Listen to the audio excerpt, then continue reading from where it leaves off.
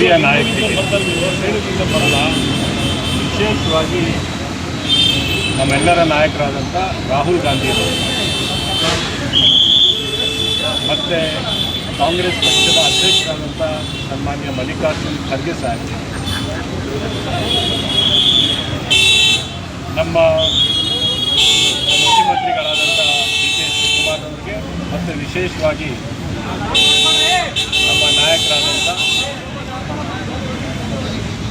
ಮಾರ್ಗದರ್ಶಕರಾದಂಥ ಸನ್ಮಾನ್ಯ ಸಿದ್ದರಾಮಯ್ಯ ಸಾಹೇಬರಿಗೆ ಧನ್ಯವಾದಗಳನ್ನು ನಾನು ಬಯಸ್ತೇನೆ.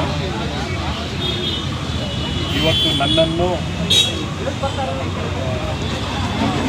ಒಂದು ರಾಜ್ಯದ ಸಂಪುಟದಲ್ಲಿ ಸ್ಥಾನ ಸಿಕ್ಕಿದೆ ಅಂದರೆ ಇವರು ನನಗೆ ಒಂದು ಅವಕಾಶ ಮಾಡಿಕೊಟ್ಟಿರ್ತಕ್ಕಂಥ ಸಂದರ್ಭದಲ್ಲಿ ಮುಂದಿನ ದಿನಗಳಲ್ಲಿ ಈ ರಾಜ್ಯದ ಯುವಕರ ಪರವಾಗಿ ಧ್ವನಿಯನ್ನು ಎತ್ತುವುದಕ್ಕೆ ಭಾಳಷ್ಟು ಯುವಕರಿಗೆ ಅವಕಾಶ ಮಾಡಿಕೊಟ್ಟಿರ್ತಕ್ಕಂಥದ್ದು.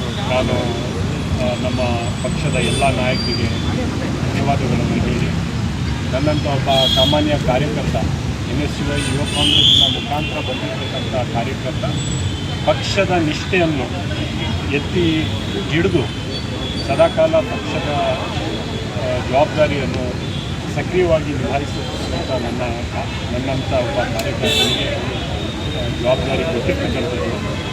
ನಾನು ಅವರಿಗೆ ಕೃತಜ್ಞತೆಗಳನ್ನು ಸಲ್ಲಿಸ್ತಾ ಇದ್ದೀನಿ. ಸಿದ್ದರಾಮಯ್ಯನವ್ರಿಗೆ ಮತ್ತು ಡಿ.ಕೆ ಶಿವಕುಮಾರ್ ಅವರಿಗೆ ಮತ್ತೆ ನಾನು ಧನ್ಯವಾದಗಳನ್ನು ಸಲ್ಲಿಸ್ತೇನೆ. ನಿರೀಕ್ಷೆ ಇತ್ತ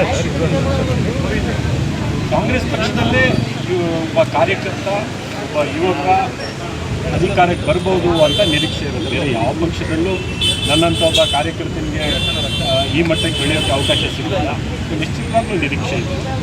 ಆ ನಿರೀಕ್ಷೆ ತಕ್ಕಂತೆ ನನಗೆ ಅವಕಾಶ ಕೊಟ್ಟಿರ್ತಕ್ಕಂಥದ್ದು ನನಗೆ ಸಂತೋಷ ತಂದಿದೆ. ನಾನು ಎಲ್ಲರಿಗೂ ಮತ್ತೊಮ್ಮೆ ಧನ್ಯವಾದಗಳು. ಖಾತೆ ಏನಾದರೂ ಖಾತೆ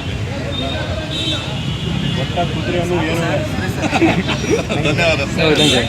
ಮಾನ್ಯ ಮುಖ್ಯಮಂತ್ರಿಗಳ ಅಧಿಕಾರ ಕ್ಷೇತ್ರ ಖಾತೆ ಅವರು ಏನು ಸರಿ ಅಂದ್ಕೊಂಡು ಏನು ಜವಾಬ್ದಾರಿ ಕೊಡ್ತಾರೆ ನಾನು